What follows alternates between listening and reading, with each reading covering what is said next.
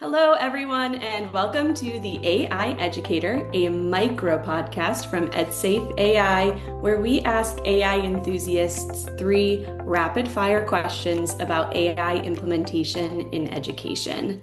I'm your host, Andrea Claver, Project Manager of EdSafe, and today we are joined by Kelsey Karcher, Director of Advanced Learning Programs and Services at Richardson ISD. Thank you so much for joining us today, Kelsey. Are you ready? Let's do this. All right, here we go. Starting out with question number one. What's the one thing that excites you most about the future of AI in education? Without a doubt. Very easy answer on this one. It is the way that it can support a teacher in doing what no teacher, even the best teacher, could possibly do, which is teach 25 perfectly leveled, personalized lessons simultaneously to 25 unique students. We know that our teachers and our parents want this. We want kids challenged at the exact level and supported at the exact level that they need. We all want our kids to learn and grow every single day. And so when I think about AI as the supporting tool, this is really exciting. Our teachers are still the human heart of the classroom. They still build those connections and that trust, and they empower our students to continue persevering and challenging themselves. But when AI can come in as an additional level of differentiation and personalization, we're really going to be able to meet our kids' needs, meet their interests, and it's just so exciting to think of what that could do for our kids and teachers. Absolutely. We have all known for so long that not every student is the same, and we all have the desire to provide them all with the personalized learning they need. But that time aspect has always been an issue. So that excites me too, that we could now have a tool that, if used appropriately, could actually provide that for our students. Absolutely. Okay, so let's move to question two. What's the biggest misconception you hear about the safe and responsible use of AI in schools? That learning about and using AI means that kids are going to be on the screen all day. That's just not true. And I'm sure I'm not the first guest to say that. And in fact, some of the best lessons about machine learning and AI are decidedly low tech, with colored cards and stopwatches and good old fashioned discussions and questioning. Honestly, that is the best way to help kids really understand, and nervous adults too, really understand how machine learning works and think about the possibilities and the implications.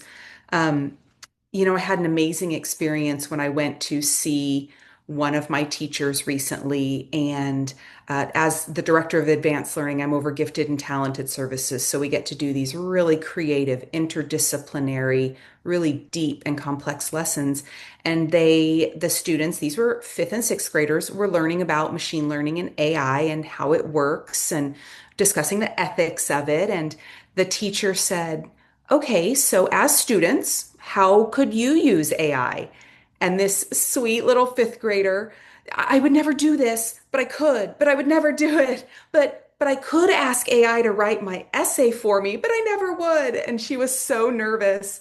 And of course the teacher was like, you're right, you could. I didn't ask you, I'm not thinking anything about you as a student other than you are right. You could ask AI to write your essay. And another student pipes up and says, yeah, but AI doesn't care what grade you get. And that's when I knew the kids get it. They understand the difference of what you can do and what you should do. Wonderful. And I like your focus on how we can get back to those human elements. Sometimes I think the most impactful pieces of a lesson, specifically with technology and AI literacy, are the conversations that come out of it. So, by that student making that one comment, it then opens up a whole level of discussion where you can get into a discussion on the technical aspects and you can get students to encourage each other to use it responsibly, appropriately, and why it's not so great to do this. So wonderful. Thank you so much for sharing that anecdote. Yes, of course. Okay, so finally, we will wrap up with some encouraging or maybe clarifying information for our educators. What is a message you would share with a teacher or a school leader who's feeling overwhelmed by the rapid pace of AI development? I think it's important to remember that you're not alone. Even the world's foremost experts on machine learning and AI are constantly sprinting to keep up. So if we don't feel behind, we might not be looking critically enough at what the possibilities are.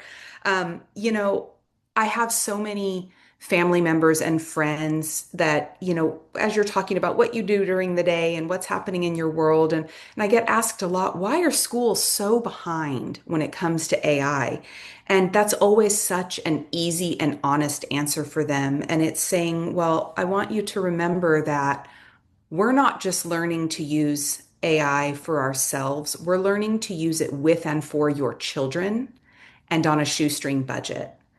And even budget aside, that's a different layer of consideration. So, as school leaders, as teachers, as educators, I think we need to recognize that some of that worry and concern and am I behind and fear of the unknown is healthy because we're considering the implications of this with and for children. And I always go back to the lessons that we've taught our students. I taught elementary school at the beginning of my career, and it's funny how when you say something to a 9-year-old, it has a way of reminding you that you should also internalize that. And so I remind people all the time, it's just like we tell the kids, we gather all the information we can, we test and we test and we learn and we learn. And then we also give ourselves some grace to be new learners, to be in that learning space and to be figuring things out. So we're not alone, we're in it together. And as we always do for the kids, we're going to do the best we can. And there you have it. Three quick questions and a wealth of information to mull over. Join us next time where we put another AI enthusiast in the hot seat.